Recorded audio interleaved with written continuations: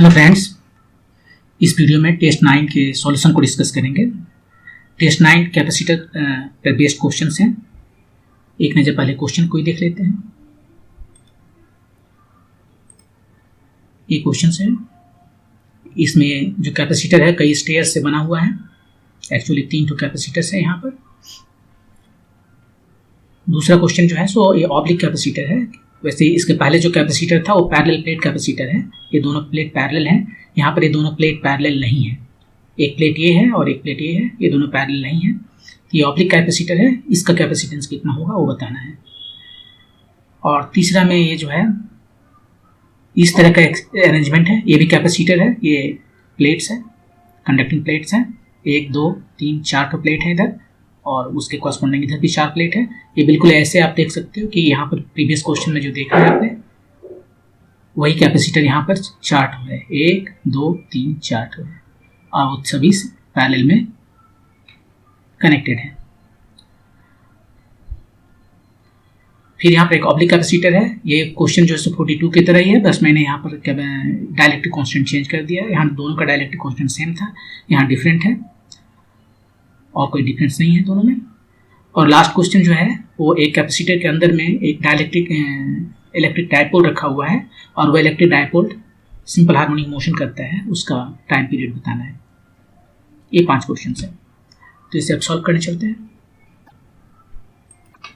पहला क्वेश्चन को सॉल्व करते हैं। पहले ये हमारा एक कितने कैपेसिटर यहाँ पर है। एक कैपेसिटर 1 हुआ, दूसरा कैपेसिटर ये 2 हुआ और तीसरा कैपेसिटर ये हुआ। तीनों का जो सरफेस एरिया है वो सेम है। ए एरिया जो है सो सबका सेम है।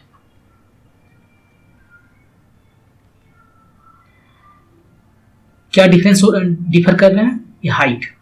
पहला जो कैपेसिटर है C1 उसके लिए ये जो डेप्थ है, डिस्टेंस बिटवीन टू प्लेट्स जो है वो कितना है?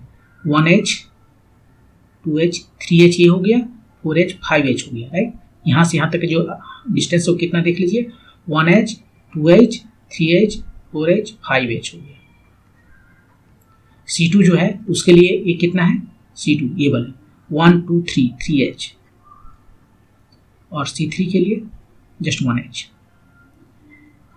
C1 में जो K का वैल्यू है वो 1 है, इसमें जो K का वैल्यू है ये भी 1 है और C3 में जो K का वैल्यू है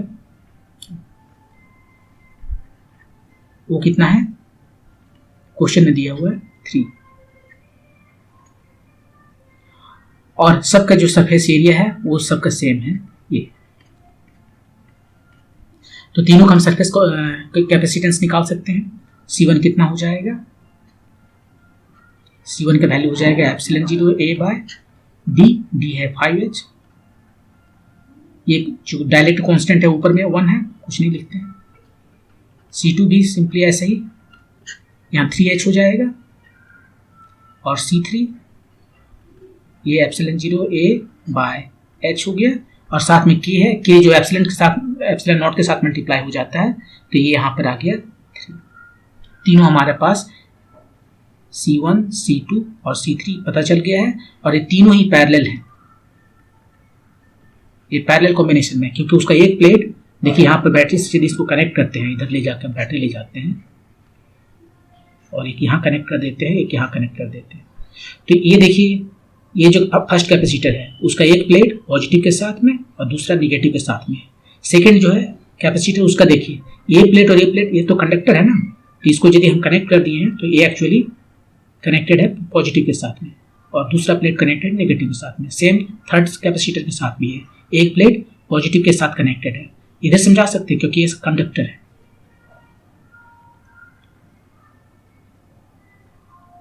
और इस तरह से ये तीनों पैरेलल हो गया। तो पैरेलल में जो इक्विवेलेंट कैपेसिटेंस है वो कितना होता है? वो सम होता है, सबका सम कर देते हैं। तो तीनों का सम करेंगे C1 plus C2 plus C3, C1 plus C2 C plus C3 तीनों को ऐड कीजिए। तीनों में जो कॉमन है उससे बाहर कर लेते हैं। Epsilon A by h common है, फर्स्ट में 1/5, सेकेंड में 1/3 और थर्ड में 3। टोटल कितना आया? ये आ गया 8/15 plus 3। Epsilon H, epsilon not H by H नहीं, ये तो ये है ना, न्यूमरेटर में ए है, और ये कितना हो गया 45 + 8 53/50, ये आपका इक्विवेलेंट कैपेसिटेंस है। कौन सा है, एप्सिलॉन ए बाय एच, वो तो हर जगह है, 53/15, ऑप्शन नंबर 3। ये क्वेश्चन हो गया इक्विवेलेंट कैपेसिटेंस निकालना, जिसमें कि स्टेयर्स जैसा स्ट्रक्चर्स है दोनों तरफ, और फिर आपको इसके इक्विवेलेंट कैपेसिटेंस निकालना है। इस क्वेश्चन को ऐसे भी बनाया जा सकता था कि एक तरफ तो इक्विवेलेंट कैपेसिटी ये स्टेयर्स रख देते हैं और दूसरा तरफ प्लेन रख देते हैं, ऐसे।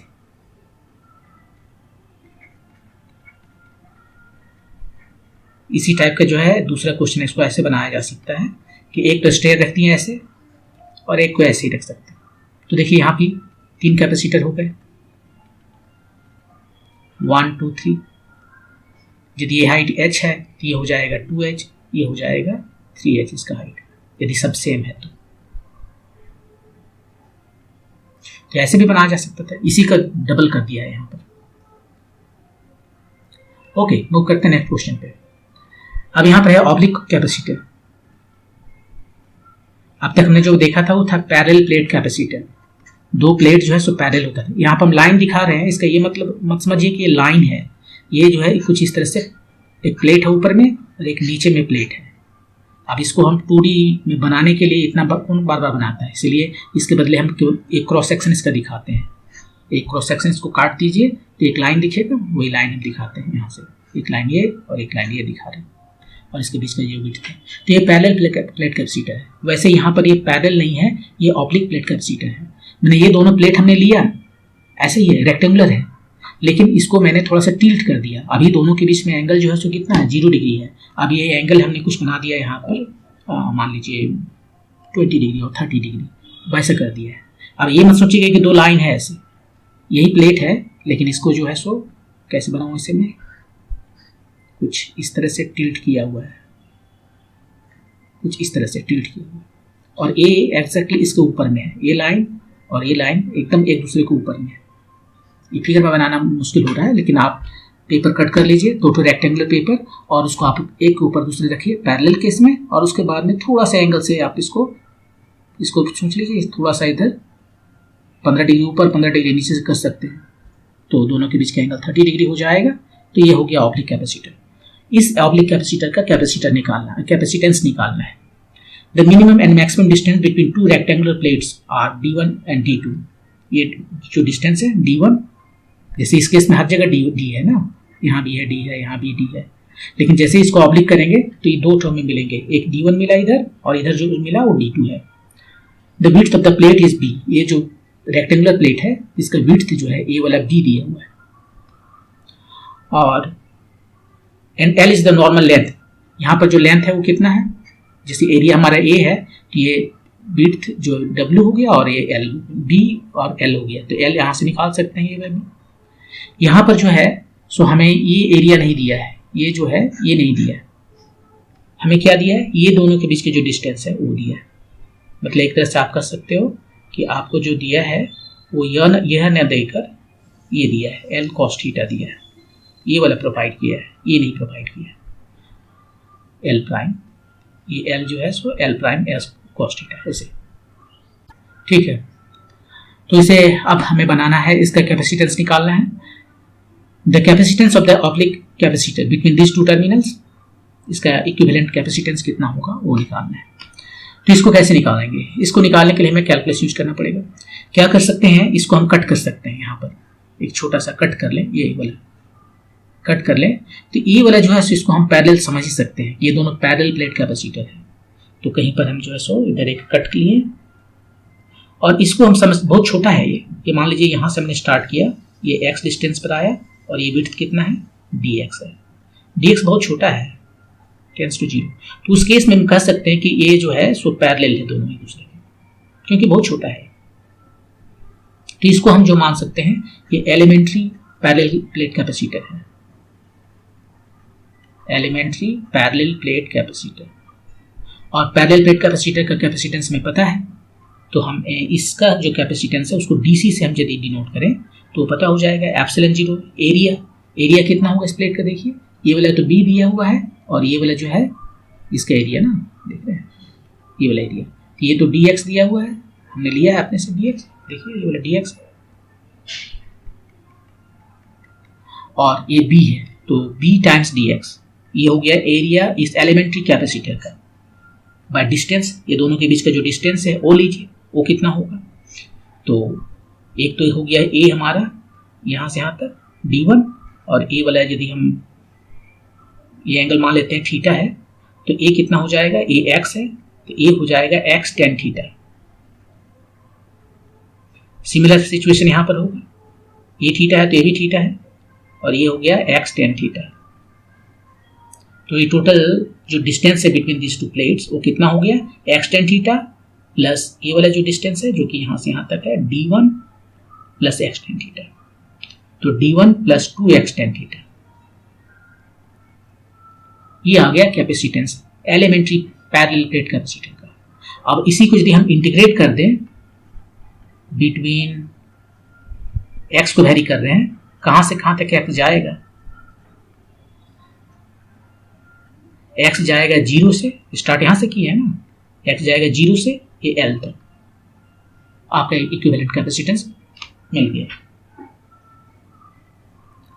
तो सिंपली अब सिंपल कैलकुलस है, जो कांस्टेंट है उसे बाहर करते हैं और इधर जो बच गया उसका इंटीग्रेशन जो है so 1 by a x plus b x, b का इंटीग्रेशन कितना होता है, वो लॉग होता है, log of a x plus b, और एक्स का जो कोफिशिएंट है उसे डिवाइड करते हैं, और ये लॉग टू द बेस ई होता है, नेचुरल लॉग है जिसको ln से डिनोट करते हैं, ln d1 plus 2x tan theta, ये हो गया इंटीग्रेशन, और इसका जो कोफिशिएंट है x का 2 टेन थीटा वो नीचे लिखते हैं, और लिमिटिंग वैल्यू रखेंगे, x का वैल्यू लोअर लिमिट है 0, अपर लिमिट है l, epsilon 0 b by 2। Tan theta का वैल्यू कितना है, यहां से देखिए टेन थीटा का वैल्यू कितना है, टेन थीटा, इसको थोड़ा सा अलग बना ले क्या,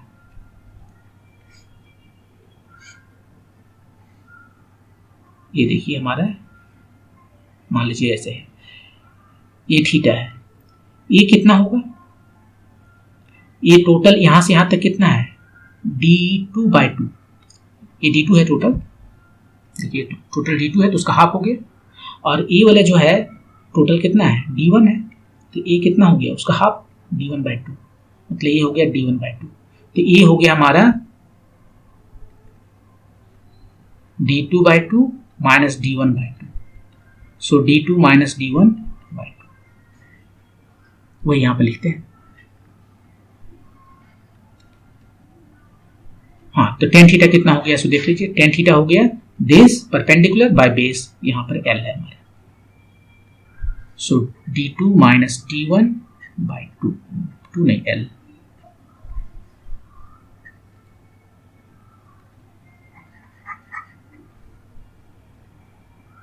d2 minus d1 by l, ये हो गया टेन थीटा।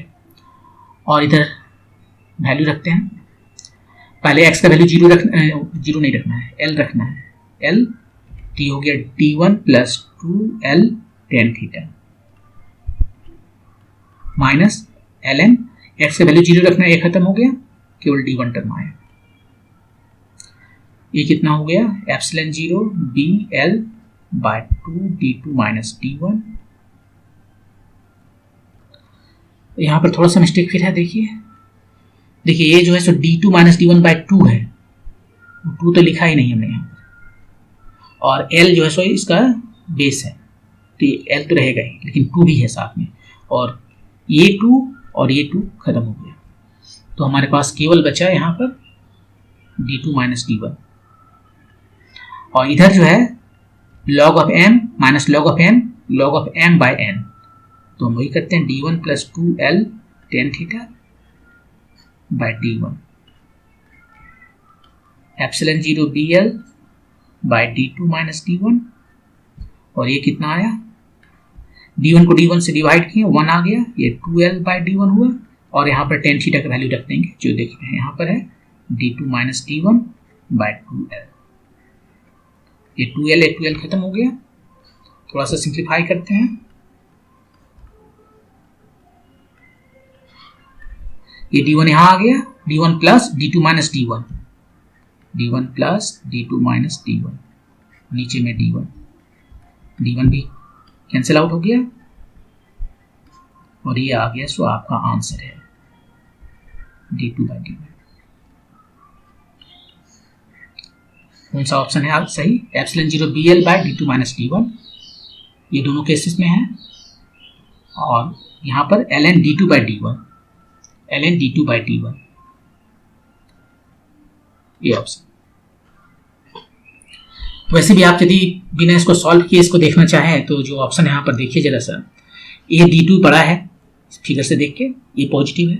यदि d1 ऊपर में है तो log ऑफ 1 से कम जो नंबर होता है वो एक निगेटिव नंबर होता है।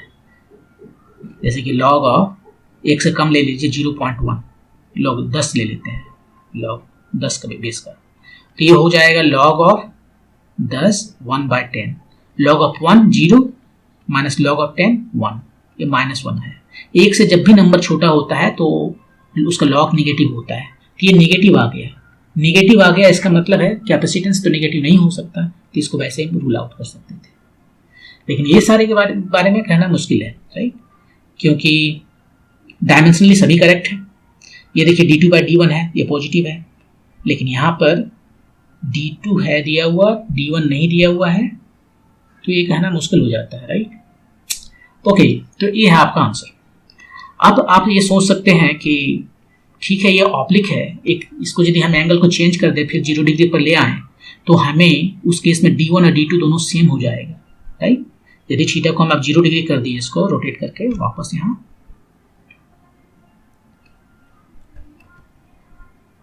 ये क्वेश्चन तो सॉल्व हो चुका है, अब एक्स्ट्रा हम बता रहे हैं। इधर वो एक्स्ट्रा है कि यदि इसको हमने इधर से जो था ये एंगल थीटा है, इसको 0 कर देते हैं थीटा को, तो ये हो जाएगा इस तरह से, और ये हो जाएगा d1, ये भी हो जाएगा d1, d2 भी d1 हो जाएगा। तभी इससे हमें पैरेलल प्लेट कैपेसिटर का फॉर्मूला पकड़ लेना चाहिए, राइट। तो इसको हम कन्वर्ट कर रहे हैं पैरेलल प्लेट कैपेसिटर में। C कितना आना चाहिए, d1 को d2 कर दो, तो d1 को d2 करेंगे तो यहाँ क्या आ जाएगा, ε0 bl ln 1, और नीचे क्या आ गया d2 - d1 0, ln 1 भी 0 है,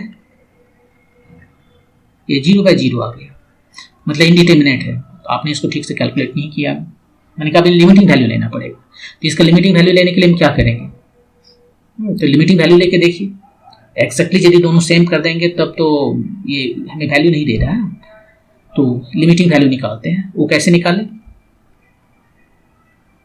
वैसे निकालते हैं कि हम इसको ऐसे लिख सकते हैं, d2 जो है इसको लिख सकते हैं 1 प्लस d2/d1 -1, कोई फर्क नहीं पड़ता, ये रहने देते हैं अभी, 1 प्लस d2 - d1/d1।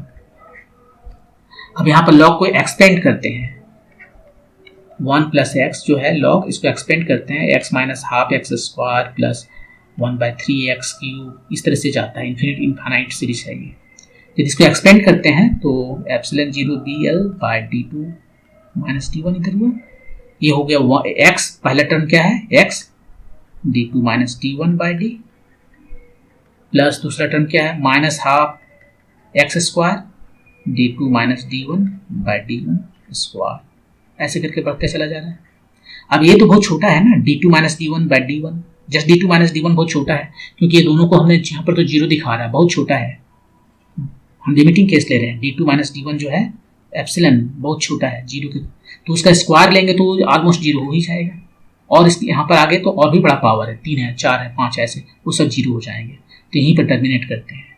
और अब देखिए ये दोनों कट गया, ये सभी नहीं है, ये दोनों कट गया, क्यों कट गया, क्योंकि ये 0 नहीं है, हम लिमिटिंग वैल्यू ले रहे हैं, और तब हमें मिला है ε0 bl/d1, और ये bl जो है वो क्या हो गया, एरिया हो गया, और ये d है, ये पैरेलल प्लेट कैपेसिटर का फॉर्मूला आ गया। ओके, मूव करते हैं नेक्स्ट क्वेश्चन पे। इसमें क्या है कि एक पहला ए है, 2 है, 3 है, 4 जो कैपेसिटर्स हैं, प्लेट्स हैं, वो 4 कैपेसिटर बना रहे हैं। ये हो गया हमारा पहला कैपेसिटर C1, ये हो गया दूसरा कैपेसिटर यहाँ पे, और ये हो गया तीसरा कैपेसिटर, और ये हो गया चौथा कैपेसिटर, और सभी चारों पैरेलल में है। C1, C2, C3, C4, ये सारे के सारे जो है सो पैरेलल हैं। और C1 का वैल्यू कितना है, C2 का वैल्यू कितना है, सबका वैल्यू सेम है, राइट, क्योंकि सब तो सेम है, केवल इसका एंगल जो है सो मैंने ये इधर से उठ रहा है, इधर से नीचे को आ रहा है, सेम एंगल है, तो उससे क्या फर्क पड़ता है। कैपेसिटेंस तो एक स्केलर क्वांटिटी है, तो एंगल से उसे कोई फर्क नहीं पड़ता। C1 कितना है, अभी इसके जस्ट पहले हमने निकाला था, इसके पहले वाले क्वेश्चन में epsilon 0 BL by D2 minus D1, ये D2 जो है D2 minus D1 ln D2 by D1। Value रखते हैं, L का वैल्यू कितना है, यहां से लेके यहां तक का वैल्यू कितना है, उसने दिया है 2D, कहीं लिख लेते हैं इधर। L जो है सो 2D है, D1 जो है सो D है, D2 जो है वो कितना है, D2 ये 3D है, ये D2 है 3D है। ये सब का वैल्यू यदि यहाँ पर हम सब्स्टिट्यूट करते हैं तो हमें क्या मिलता है, L के जगह पर 2D, D2 माइनस D1 ये भी 2D, ln D2 by D1 ये हो गया 3, ये चला गया, आ गया हमें एप्सिलॉन 0 B टाइम्स ln 3। ये एक कैपेसिटर होगा, चारों पैरेलल में है, तो जो इक्विवेलेंट है वो क्या हो जाएगा, ऐड करने देंगे, राइट, सबको ऐड कर देते हैं, C1 plus C2 plus C3 plus C4। Chart हो गया, ऐड सब तो बराबर है, सबको ऐड करते हैं, तो 4 एप्सिलॉन B टाइम्स ln 3, ये हो गया आपका इक्विवेलेंट कैपेसिटर। Option number 2। तो यदि इसके पहले वाला को फॉर्मूला हमें पता है तो इसको हम बहुत आसानी से बना सकते हैं। ओके, नेक्स्ट क्वेश्चन मूव करते हैं। ये क्वेश्चन 42 की तरह है, लेकिन जस्ट कैपेसिटी यहाँ पर डायलेक्ट्रिक कांस्टेंट रख दिया गया है। तो एक तो इसको हम ऐसे बना सकते हैं कि जैसे हमने 42 में बनाया था, कि इसको हम डायरेक्टली कैलकुलस यूज करेंगे और इसको बना सकते हैं। तो क्या करना पड़ेगा, यहाँ पर यदि हम लेंगे एक इक्विवेलेंट पैरेलल प्लेट कैपेसिटर लेंगे, तो ये 2 ठो हो गया। ये जो DC है, ये देखिए DC1 सीरीज में DC2 के साथ में है, ये ऊपर वाला को DC1 कह रहे हैं, इसको DC2 कह रहे हैं, और ये दोनों सीरीज में है। और तब सीरीज में है तो हमें क्या करना पड़ेगा, DC1 times DC2 divided by DC1 plus DC2, ऐसे करके आप कैलकुलस करके यूज करके बना सकते हैं। हम ये आपके लिए होमवर्क है, आप अपने से घर में बनाएं इसको। हम यहाँ पर जो बता रहे हैं वो दूसरा मेथड से बता रहे हैं, हम दूसरा वो मेथड बता रहे हैं जिसमें हम यूज करेंगे 42 का जो रिलेशन है वही यूज करके बताएंगे।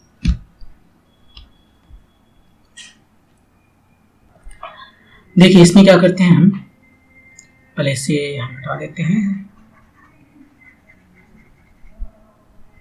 ये सब भी हटा देते हैं।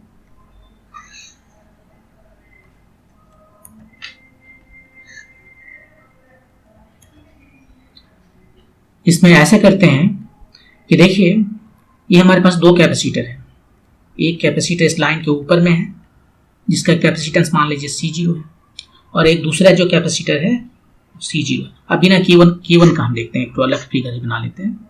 ये देखिए एलिमेंट्री लाइन है, ये हमारा D कितना है, ये कैपेसिटर है, एक तो ऊपर में एक तो नीचे में, और दोनों का इक्विवेलेंट कैपेसिटेंस लेंगे। ये दोनों सीरीज में है ना, सीरीज में है, तो इक्विवेलेंट कैपेसिटेंस जो C है वो दोनों यदि सेम है तो हाफ हो जाएगा सीरीज में। जैसे सीरीज में कैसे करते हैं, इक्विवेलेंट कैपेसिटेंस निकालते हैं C1 times C2 bye C1 plus C2, ये फार्मूला भी लगा सकते हैं। और यदि ये सब का सब बराबर हो जाए, मान लीजिए C1 और C2 दोनों सब बराबर हो जाए, तो C0 स्क्वायर बाय 2C0, तो ये C0 बाय 2 होता है। यदि सभी कैपेसिटर बराबर में है और वो यदि सीरीज में है तो इक्विवेलेंट कैपेसिटेंस एक कैपेसिटर का capacitance divided by number of capacitor होता है। वही सीरीज में रेजिस्टेंस में भी करते हैं। यदि इलेक्ट्रिसिटी में हम चले रेजिस्टेंस में और बहुत सारे रेजिस्टेंस जो है सो पैरेलल में हो, और सभी बराबर हों तो इक्विवेलेंट रेजिस्टेंस जो है वो कितना हो जाएगा, वो हो जाएगा 1 divided by number of resistance. तो यहां पर वही लिखें C0/2 है। अब C का वैल्यू हमें पता है, राइट, इस पहले पिछले वाले क्वेश्चन से वो था epsilon 0 BL divided by D2 minus D1 ln D2/D1, ये C0/2। तो यहां से C0 हमें कितना मिला, C0 हमें मिला 2 epsilon 0 BL by D2 minus D1 ln D2/D1। इसको हम ऐसे लिख सकते हैं क्या, epsilon 0 BL by D2/2 minus D1/2 ln D2/2 by D1/2। ऐसा हम क्यों लिख रहे हैं, ऐसा हम इसलिए लिख रहे हैं कि अब यहां पर देखिए ये जो हमारा है केवल एक कैपेसिटर का जो देख रहे हैं, ये हो गया D1/2 और ये जो है वो हो गया D2/2। तो अब पहला कैपेसिटर जो है उसका कैपेसिटेंस जो है वो सारे उस पैरामीटर के टर्म में है जो इसका पार्ट है, C1 का पार्ट है। जैसे ये जो विड्थ है यहाँ से, ये D1/2, ये D2/2, तो इसका, और ये तो L है, तो इसका इक्विवेलेंट कैपेसिटेंस जो है वो हो गया एप्सिलॉन 0 B, इसका जो प्लेट का विड्थ है वो पहले ही बता दिया कि प्लेट है, इसका विड्थ जो है B है, टाइम्स L और डिवाइडेड बाय ये D2, ये वाला दिस लेंथ, इसको यदि हम D3 के हैं, D4 के हैं और इसको हम D3 के हैं तो हम लिख सकते हैं बहुत आसानी से epsilon 0 BL by D4 minus D3 ln D4/D3। हमें केवल ये देखना है, यदि हमारे पास एक कैपेसिटर ऐसा हो गया इस तरह का और ये हमारा D3 है, ये हमारा D4 है, तो ये हम यहाँ से इसका इक्विवेलेंट कैपेसिटेंस यहाँ से सीधे देख सकते हैं, एप्सिलॉन 0 BL डिवाइडेड बाय ये जो डिफरेंस है between this two length times ln ratio of this two length, यही है कैपेसिटेंस इसका। तो इसका इक्विवेलेंट कैपेसिटेंस में निकल गया। अब दो सीरीज में है। अब यहां पर जो हमने लिखा है वो सब लिखा है एयर में, सब कुछ एयर में है। अब इसको यदि हम इस केस में आ जाए यहां पर इन डाइलेक्ट्रिक केस, इन डाइलेक्ट्रिक यहां पर जितना भी काम कर रहे थे वो सब एयर में था, ठीक है। तो इसको C0 प्राइम क्यों ना कर दे एयर में। अब डायलेक्ट्रिक में जो है सो C0 कहेंगे, तो C0 कितना हो गया डायलेक्ट्रिक में, सिंपली यही फॉर्मूला एप्सिलॉन 0 BL बाय, क्या लिखूं यहां पर D4 जो है, D4 कितना है यहां पर देख के बता सकते हैं सीधे, D2/2 है माइनस D1/2 है ln D2/D3 D2/D1, ये बाय 2 यहां पर है, उससे कोई फर्क नहीं पड़ता। अब क्या है कि डायलेक्ट्रिक में सिंपली जहां एप्सिलॉन 0 देखते हैं वहां पर हम उसका डायलेक्ट्रिक कांस्टेंट से मल्टीप्लाई करते हैं K1 और C0 तो हमें पता चल गया, तो दोनों C0 नहीं पता चला, C1 कहना पड़ेगा ना, क्योंकि K1 को C1 कहेंगे, तो इसका कुछ और नाम देना पड़ेगा। ये C1 हो गया और C2 से एक्जैक्टली सब कुछ सेम, जस्ट K1 बदल जाएगा C2 से, K2 से,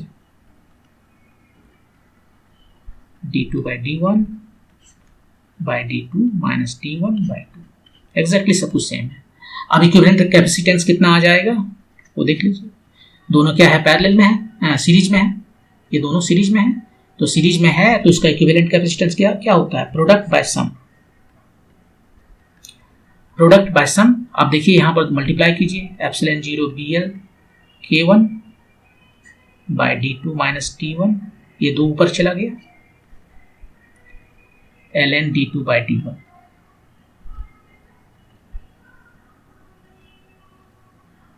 ये इधर हो गया और इधर हो गया, फिर 2 एप्सिलॉन BL सब कुछ सेम, केवल K2 एक एक्स्ट्रा है।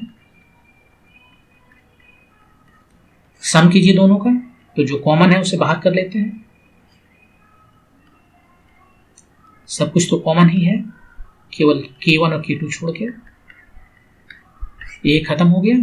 तो एप्सिलॉन 0 यहां से चला गया, ये यहां से चला गया, K1 रह गया है, K1 बचा हुआ है। तो कितना आया, 2 epsilon 0 BL K1 K2 ln d2 by d1 ऊपर में आया और नीचे में आया k1 प्लस k2। ये आपका आंसर हो गया। सजा के लिख लीजिए 2 एप्सिलॉन 0 bl और d2 बाई d1 नहीं लिखे ये बोले, ये तो डायमेंशन ही गलत हो जाएगा इसका। d2 minus d1 times ln d2 by d1, ये जो पहला कैपेसिटर था वो, और just k1 k2 by k1 plus k2, ये एक्स्ट्रा है। तो आप यहाँ पर देख सकते हैं कि ये जो है सो इक्विवेलेंट कैपेसिटेंस हो गया, इक्विवेलेंट डायरेक्टिव कांस्टेंट हो गया k1 k2 divided by k1 plus k2। नहीं, 2 ही रहेगा साथ में, ये 2 भी यहाँ पर चला जाएगा क्योंकि तब जाके इक्विवेलेंट कैपेसिटेंस निकलेगा ना, जो कि हमने पूछा नहीं है। इक्विवेलेंट कैपेसिटेंस हमने नहीं पूछा, हमने तो बस नहीं पूछा। और वो आपका ऑप्शन नंबर है कि कौन सा, कितना है 2 epsilon 0 bl, 2 epsilon 0 bl d2 by d1 तो हर जगह है, तो केवल ये हमारा सही है, यही हो गया ऑप्शन। अब यदि इक्विवेलेंट किसी क्वेश्चन में पूछा जाए कि इक्विवेलेंट डाइलेक्ट्रिक कांस्टेंट कितना है, कहने का मतलब ये है कि ये हमारा जो कैपेसिटर है इसमें एक तीसरा K3 हम जो है K3 नहीं K इक्विवेलेंट जो है सो हम डाल दें और सब कुछ सेम का सेम है, ये D1 है, ये D2 है, ये यहाँ से यहाँ तक L है, तो कितना आएगा हमारा इक्विवेलेंट, C सेम आना चाहिए, राइट। तो C सेम आना चाहिए, इतना ही आना चाहिए, हम रखते हैं इसमें एप्सिलॉन 0 bl बाय कितना था फॉर्मूला शुरू में देख लीजिए, इसका जो फॉर्मूला है ये वाला है ना, कहाँ लिखे, ये इसमें नहीं है ना, वो तो यहाँ से लिखना पड़ेगा, ये यहाँ से epsilon 0 bl by d2 minus d1 log d2 by d1, इसको लॉन पढ़ते हैं, d2 minus d1 log d2 by d1 ये था, और इसके साथ में हम मल्टीप्लाई कर देंगे जस्ट k इक्विवेलेंट, ये दोनों को कंपेयर कीजिए, तो k इक्विवेलेंट कितना आया, k इक्विवेलेंट आया ये पूरा का पूरा, और ये 2 जो है वो भी आएगा 2k1 k2 by k1 plus k2। तो यदि आप इसके डाइलेक्ट्रिक जो है ये 2 डाइलेक्ट्रिक को हटाकर पूरे में एक डाइलेक्ट्रिक रख दीजिए जिसका वैल्यू है 2 times k1 k2 divided by k1 plus k2, तो आपको सेम इक्विवेलेंट कैपेसिटेंस मिलेगा। तो ये भी आप बना सकते हैं, जो कि हमने पूछा नहीं। एनीवे, तो ये रहा क्वेश्चन आपको कि कैसे सॉल्व करना है, और मैंने आपको पहले ही होमवर्क दे दिया है कि आप कैलकुलस यूज करके इसको डायरेक्ट बनाइए, तो वैसे भी बना सकते हैं। और मूव करते हैं लास्ट क्वेश्चन पे। A dipole of charges plus q and minus q separated by distance L is kept inside a parallel plate capacitor of area A and width T। ये parallel plate capacitor है। इस line को मत देखिए, ये line जो है सो somehow आ जा रहा है कि बनाने में। यहाँ पर एक डाइपोल है जिसका चार्ज है प्लस क्यू माइनस क्यू और मास है उसका m, इसका भी मास m है, इसका भी mass m। The capacitor is connected to a battery, battery से कनेक्टेड है, और ये इसका इक्विवेलेंट EMF है, ठीक है। इन द स्टेडी स्टेट शुरू में क्या होगा, ये चार्ज होगा। इन द स्टेडी स्टेट ये क्या हो जाएगा, ये पूरी तरह से चार्ज हो जाएगा, पूरी तरह से चार्ज हो जाएगा। उसके बाद में चार्ज फ्लो करना बंद हो जाएगा। चार्ज फ्लो करना बंद हो जाएगा मतलब इसमें कोई करंट नहीं है, ठीक है। और उसके बाद में इसमें एक इलेक्ट्रिक फील्ड डेवलप हो जाएगा। अब उस इलेक्ट्रिक फील्ड में जो है ये देखिए हमारा डाइपोल रखा हुआ है और कह रहा है कि in the steady state the dipole perform simple harmonic motion, एसेशन करता है when it is displaced slightly from its equilibrium position. इसका इक्विलिब्रियम पोजीशन कौन है, डाइलेक्ट्रिक का इलेक्ट्रिक फील्ड का डायरेक्शन किधर है, इधर है ना, इलेक्ट्रिक फील्ड का डायरेक्शन इधर है। तो ये प्लस क्यू यहाँ पर, माइनस क्यू यहाँ पर रहेगा, तो इस पर फील्ड इधर लगेगा, फोर्स इधर लगेगा, इस पर फोर्स इधर लगेगा, आराम से बैठा हुआ है। यही इसका इक्विलिब्रियम पोजीशन है। लेकिन यहाँ से यदि हम थोड़ा सा डिस्प्लेस कर दें इसे, थीटा से मान लीजिए यहाँ पर ले गए हम, थीटा एंगल से, थीटा छोटा है, तो ये सिंपल हार्मोनिक मोशन करने लगेगा। कैसे? अब देखिए इस पर कितना टॉर्क लग रहा है, एक फोर्स इधर लग रहा है कितना QE, और एक फोर्स इस पर इधर लग रहा है QE। और नहीं तो इतना आपको करना नहीं है, आपको पता रखना है कि यदि डायपोल को हम किसी इलेक्ट्रिक फील्ड में रखते हैं तो जो टॉर्क होता है वो होता है P क्रॉस E। P जो है सो इलेक्ट्रिक डायपोल मोमेंट है, जिसका वैल्यू होता है Q टाइम्स L, ये दोनों के बीच का जो डिस्टेंस है, यहाँ पे L दिया हुआ है, L E, इतना वैल्यू हुआ इसका, E का वैल्यू E हुआ, और दोनों के बीच का एंगल ये भी sine theta, right, A cross B equal to ये भी साइन थीटा, वही साइन थीटा, और थीटा स्मॉल है तो साइन थीटा को हम क्या लिख सकते हैं, थीटा, और यहाँ एक माइनस साइन दे देते हैं क्योंकि ये रिस्टोरिंग फोर्स है। ये टॉर्क इसको किधर घुमाना चाहता है, देख लीजिए, ये फोर्स इधर लग रहा है, इसको घुमाना चाहता है, इधर इक्विलिब्रियम पोजीशन में लाना चाहता है। थीटा इधर जा रहा है फोर्स, और ये इधर आ रहा है, टॉर्क इसको इधर घुमा रहा है ऑपोजिट डायरेक्शन में, थीटा को ऑपोजिट डायरेक्शन में, इसलिए हर जगह माइनस दे दिए। ठीक है, तो ये टॉर्क आ गया। जब हमें टॉर्क पता हो गया है तो हम इसको कंपेयर कर सकते हैं, इसको कंपेयर करते हैं आई ओमेगा स्क्वायर थीटा से।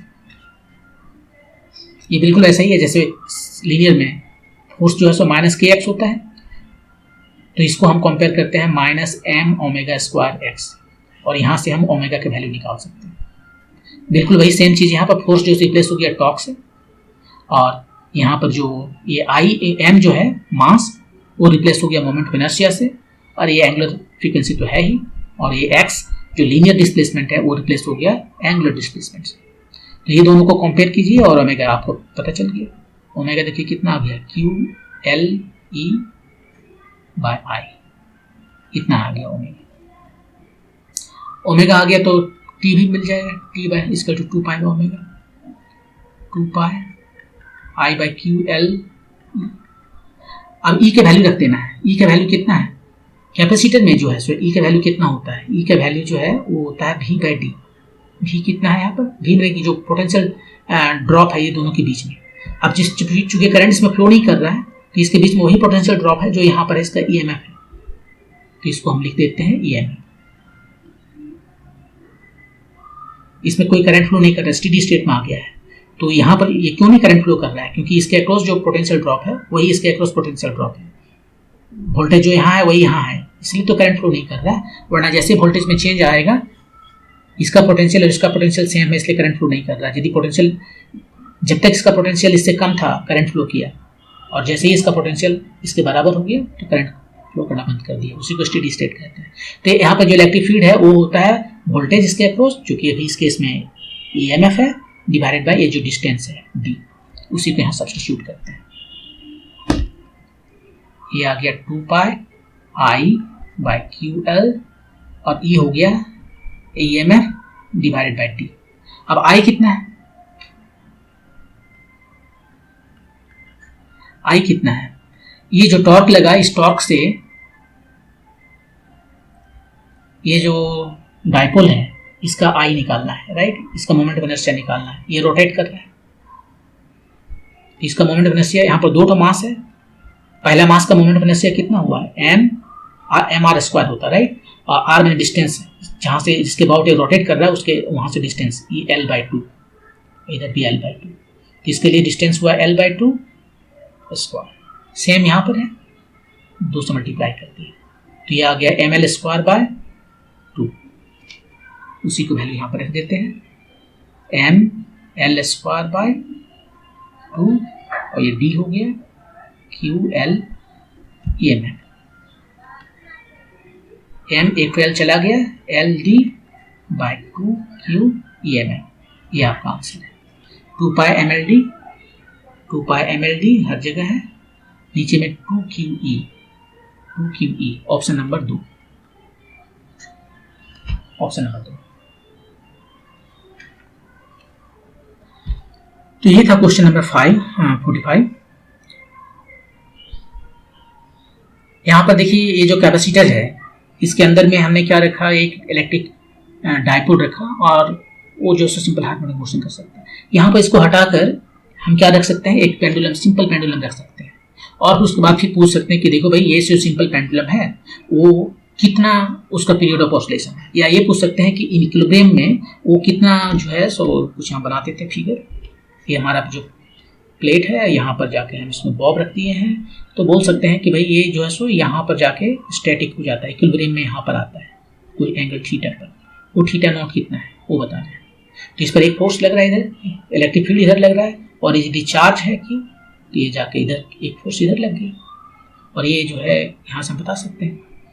तो इस तरह का सवाल जो है सो जस्ट यहाँ पर कैपेसिटर इंट्रोड्यूस कर दिया गया है, और इस कैपेसिटर में जो इलेक्ट्रिक फील्ड है हर जगह सेम है, क्योंकि डिस्टेंस हर जगह सेम है, वोल्टेज तो हर जगह सेम है, ये वोल्टेज जो है सो सेम है V माइनस V प्लस, इसलिए और डिस्टेंस भी हर जगह सेम है, तो हर जगह इलेक्ट्रिक फील्ड सेम लग रहा है।